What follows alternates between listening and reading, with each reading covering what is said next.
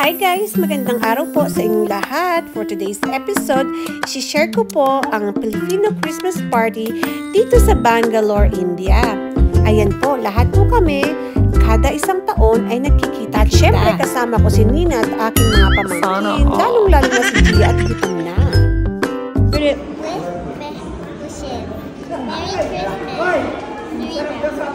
Christmas!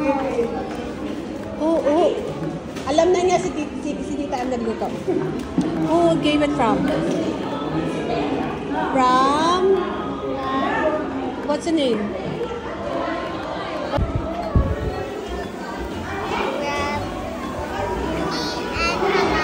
Okay.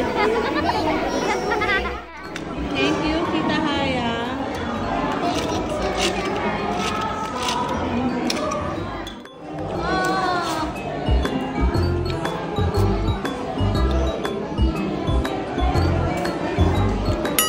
Sana all.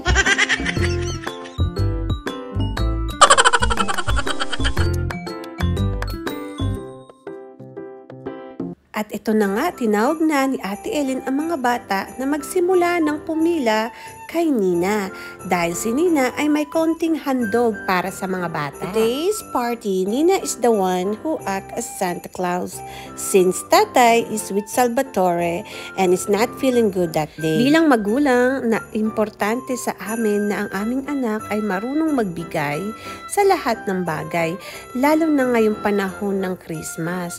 Para naman ma-appreciate nila at masarap sa pakiramdam ang nagbibigay. Isa na naman po itong memories na ikikip namin sa aming aklat dahil ito ang aming alaala dito sa India dahil nga sinabi ko na nung nakakaraan na ito ang huli naming Christmas sa India at we make sure na meron kami mga memories na maibabaon pagbalik namin sa Amerika. Sabi nga ni Nina Banana, dapat daw meron siyang Christmas hat. Ang sabi ko naman, anak, mas importante yung ibibigay mo kaysa sa meron ka pang costume na Christmas hat. So hayaan na lang natin. Dapat pag nagbibigay ka ay mula sa puso. Kahit pagod kami na galing sa mahabang biyahe, ay nakuha pa rin namin pumunta at mag-enjoy sa Christmas party ito ng Filipino community. At iba talaga ang pakiramdam pag nakita mo ang mga kababayan mo sa ibang bansa. Ito rin ang araw na makikita mo ang mga batang hindi mo madalas makita. Dahil nga malaki ang India at ito lang isa sa mga pagkakataon namin na magkita-kita, lalo na ng mga bata. Nakaka-proud makita ang anak na sinisiguro niya na lahat ng bata ay nabigyan niya ng konting regalo. Sana Nina, paglaki mo ay hindi ka magbabago, ganun pa rin ang ating ugali kahit saan man tayong bansa magpunta. Ayan, pinuntahan niya si Kian at sinisigurado niya na lahat ng bata ay nabigyan niya.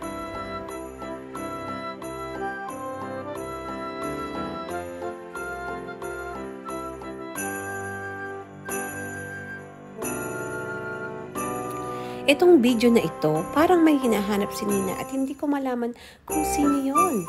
Kaya sige lang, lakad-lakad lang siya at hinahanap niya, meron pa raw siyang hindi nabigyan. At isa-isa tinatanong niya kung sino ang mga binigyan niya at hindi pa. Ayan nga. O daw, ayan, nabigyan naman pala niya. So sino kaya yung hinahanap niya? Alin kaya doon? Ang nakalimutan niyang bigyan. Alam ko na! Si Gianna, ang kanyang pinsan.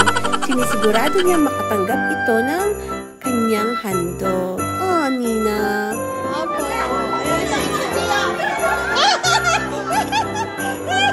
Thank you. Thank you. Siyempre, sa isang party, hindi mawawala ang mga pag-games sa mga bata. Kaya iyan. At siyempre, andyan si Tita M para i-guide din ang mga bata. Thank you, Tita M, at also sa lahat ng Filipino community. Thank you po sa pag-invite sa aming lahat.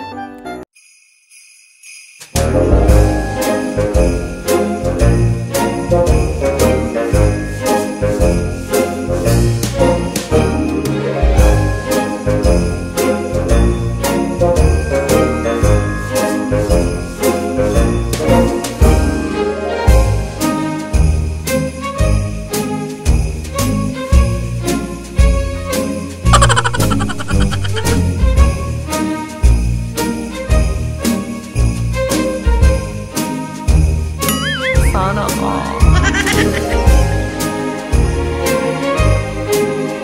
Alright guys, hanggang dito na lang po. Abangan nyo po ang mga susunod naming vlog. Maraming salamat po.